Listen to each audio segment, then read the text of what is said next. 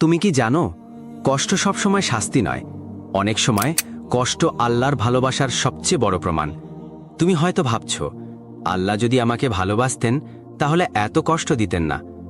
আজ আমরা জানব সেই 4টি কষ্ট যা আল্লাহ কেবল তার প্রিয় বান্দাদেরই দিয়ে থাকেন। প্রথম কষ্ট, দোয়া কবুল হতে দেরি হওয়া। তুমি হয়তো অনেক দিন ধরে দোয়া করছো, কিন্তু এখনো কবুল হচ্ছে না। তুমি হয়তো ভাবছ, আল্লাহ কি আমার দোয়া শুনছেন না? কিন্তু সত্যি হলো, তিনি শুনছেন, শুধু তোমার জন্য উপযুক্ত সময়ের অপেক্ষায় আছেন।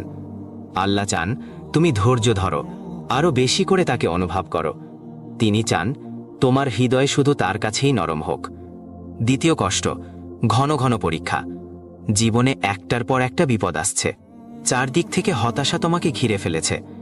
এটাই আল্লাহর ভালোবাসার প্রমাণ। ঠিক যেমন আগুনে গলে সোনা খাঁটি হয়, তেমনি কষ্টে একজন মুমিন পবিত্র হয়। আল্লাহ যখন কাউকে ভালোবাসেন, তিনি তাকে বারবার পরীক্ষা করেন, যাতে সে আরও পরিশুদ্ধ হয়। তৃতীয় কষ্ট, প্রিয় জিনিস কেড়ে নেওয়া। তুমি হারিয়েছ ভালোবাসা, কাজ, অর্থ কিংবা কোনো মানুষকে। হয়তো ভাবছ, কেন? আল্লাহ জানেন, হয়তো সেই জিনিসটা তোমার জন্য ক্ষতিকর হয়ে যাচ্ছিল, তাই তিনি তোমার পথ পরিষ্কার করেছেন, যেন তুমি আরও ভালো কিছু পেতে পারো। তিনি যা কেড়ে নেন, তার চেয়েও অনেক উত্তম কিছু দিতে চান। চতুর্থ কষ্ট, তোমার চারপাশে অনেক মানুষ থাকা সত্ত্বেও তুমি নিজেকে একা অনুভব করো। এই একাকিত্ব তোমাকে বোঝানোর জন্য যে